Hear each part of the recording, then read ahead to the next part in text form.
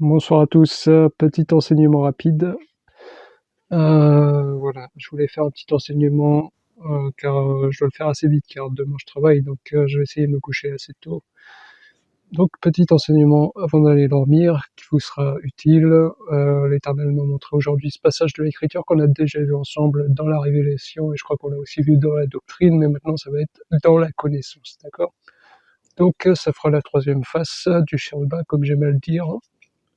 3 enseignements sur les 4. Il restera donc la prophétie pour celui-ci. Donc, on va lire le passage, ça concerne 2 Samuel chapitre 1.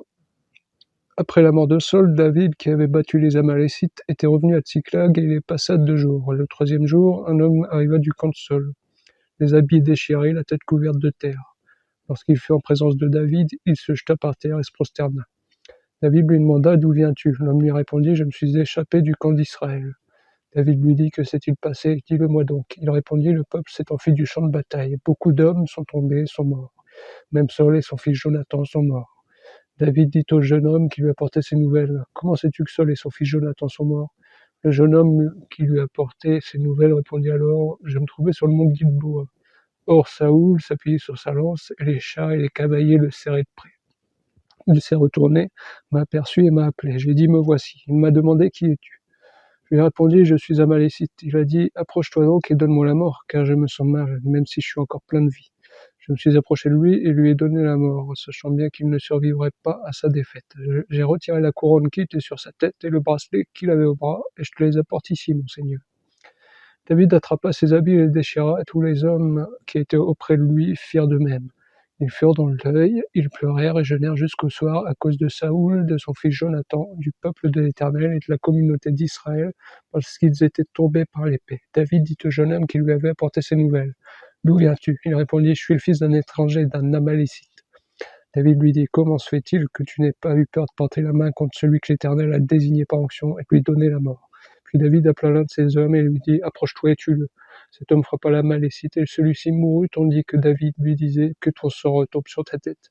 On a fait ta bouche à témoigner contre toi, puisque tu as affirmé avoir toi-même donné la mort à celui que l'Éternel avait désigné par onction. » Donc ici, comme je vous l'ai dit, on va être dans le côté connaissance. Le côté connaissance, c'est ce qui concerne le retour au jardin, au commencement, à Adam et au serpent. D'accord? Donc ici, il faut déjà placer les personnages. Ici, Saoul va faire office d'Adam et son fils Jonathan va faire office d'Ève. Pourquoi je dis que Jonathan fait office d'Ève? C'est très simple. L'Écriture dit que nous qui sommes tous des fils de Dieu, nous sommes aussi l'épouse, d'accord? L'épouse de Christ, en tant qu'Église. Et nous sommes des fils, d'accord? Donc le fils et l'épouse, on peut intervertir. C'est pourquoi je dis ici que le fils Jonathan fait office d'épouse, fait office d'Ève, et que Saul fait office d'Adam. Pourquoi je dis que Saul fait office d'Adam?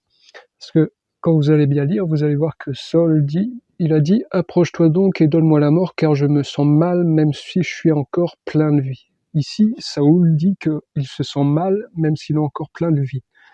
Il y a donc la vie et le mal.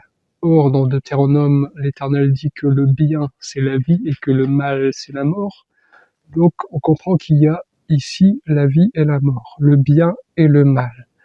Or, quel est l'arbre duquel Adam a consommé le fruit? C'est l'arbre de la connaissance du bien et du mal, d'accord? Donc ici, Saoul a consommé le fruit de l'arbre de la connaissance du bien et du mal, d'où le fait qu'ils disent que je me sens mal, même si je suis encore plein de vie.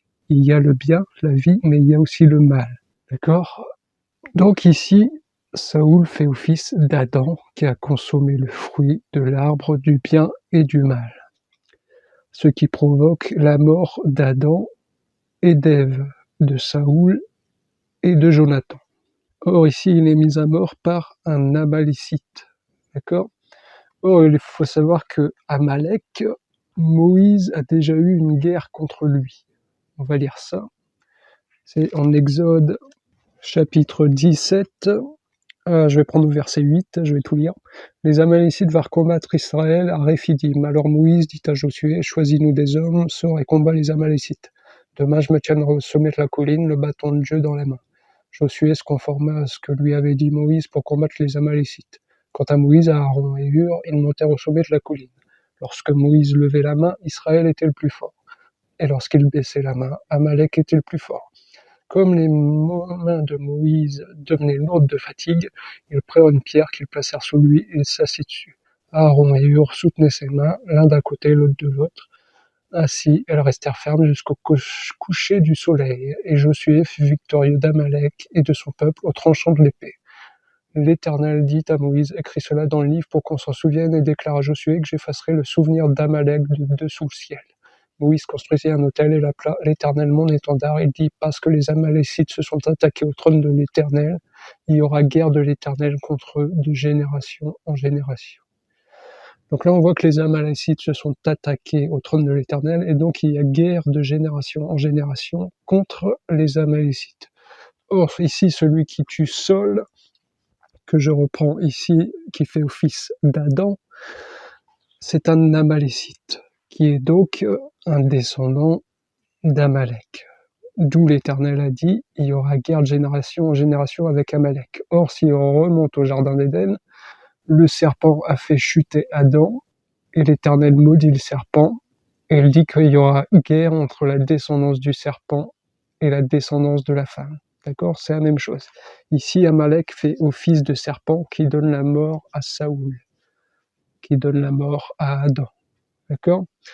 Or, vous allez voir le mouvement que fait l'Amalécite. Il m'a mort Saul, parce que Saul dit je me sens mal alors que je suis encore plein de vie. Que fait l'Amalécite une fois qu'il a donné la mort à Saul? Il retire la couronne de la tête de Saul et le bracelet qu'il a au bras. D'accord? Et il les apporte à David. Et ensuite, David met à mort l'Amalécite. Ça veut dire quoi? Ça veut dire qu'au jardin, Dieu avait donné l'autorité, la royauté à Adam. Il a donné à Adam la royauté, l'autorité sur tout ce qu'il a créé, sur tout ce que Dieu a créé. Adam dominait, d'accord, sur les animaux, sur les oiseaux, sur toute la création de Dieu.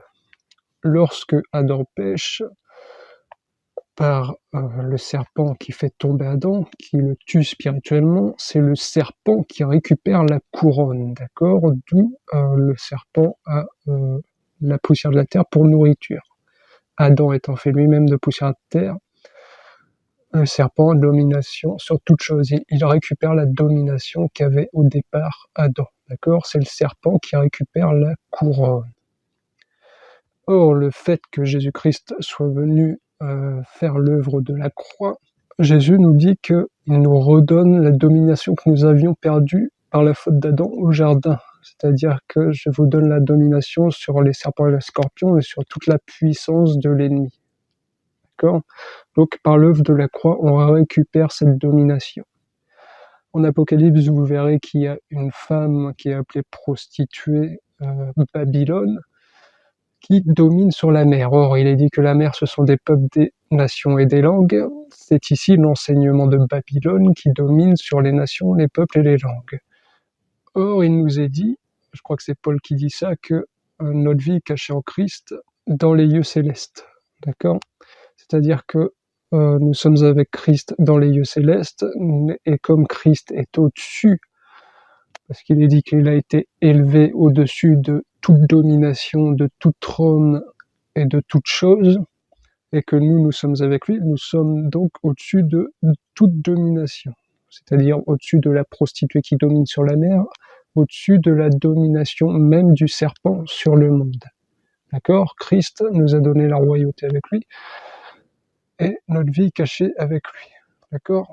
Et comme lui-même est au-dessus de tout, par l'Esprit Saint, nous avons un avant-goût. Il nous donne par le gage de l'Esprit, qui est un gage des choses à venir, c'est-à-dire que notre domination, nous l'avons en espérance pour le moment, mais il nous donne un avant-goût par l'Esprit Saint qu'il a mis en nous.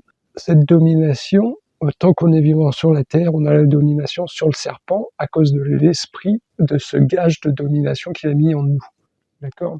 Nous régnerons, oui, à l'enlèvement, à la résurrection, là nous régnerons totalement avec lui. Mais dans l'esprit, nous avons un avant-goût. D'accord? C'est pourquoi maintenant, Nous avons domination sur la puissance de l'ennemi, sur le serpent, donc nous avons récupéré la couronne que le serpent avait volée. D'accord ? Et je voulais aussi vous dire, par l'intermédiaire de cet audio, que vous voyez bien que l'Amalécite, qu'est-ce qu'il fait quand il prend la couronne? Oui, Satan a pris l'autorité sur le monde, mais Satan a l'obligation de ramener cette couronne à David. Il a l'obligation de ramener cette couronne au David véritable, c'est-à-dire le Dieu puissant. Tout ça pour vous dire quoi? C'est-à-dire que la royauté du serpent, bien qu'il ait la royauté, cette royauté est toujours soumise à Dieu. Le serpent doit se prosterner devant Dieu. Il ne peut rien faire de lui-même. C'est Dieu qui, au final, a toute autorité. C'est pourquoi, lorsqu'un esprit mauvais arrive sur Saoul quand il a péché, vous verrez que cet esprit mauvais, dans un des livres, il est marqué que c'est Satan qui envoie un esprit mauvais sur Saoul, et dans l'autre livre, c'est marqué que c'est Dieu qui envoie un esprit mauvais sur Saoul. Pourquoi? Parce que toute décision, toute royauté vient de Dieu. Et Satan ne fait qu'exécuter les ordres de Dieu. Satan est comme un instrument de colère. C'est lui qui exécute. Et il ne peut rien faire sans l'ordre de Dieu et sans la permission de Dieu. D'accord?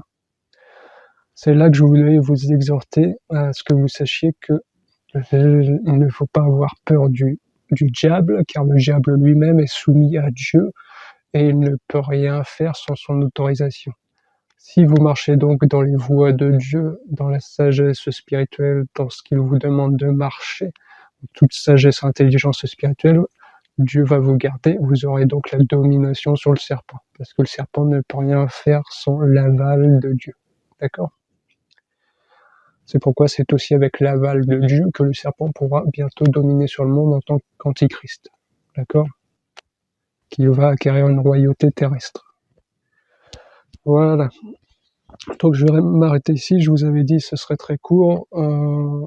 J'espère que ça vous aura édifié, que vous aurez bien compris le message et vous aurez une partie en plus de connaissances dès aujourd'hui. Je vous remercie d'avoir écouté, je vous dis à une prochaine fois, portez-vous bien.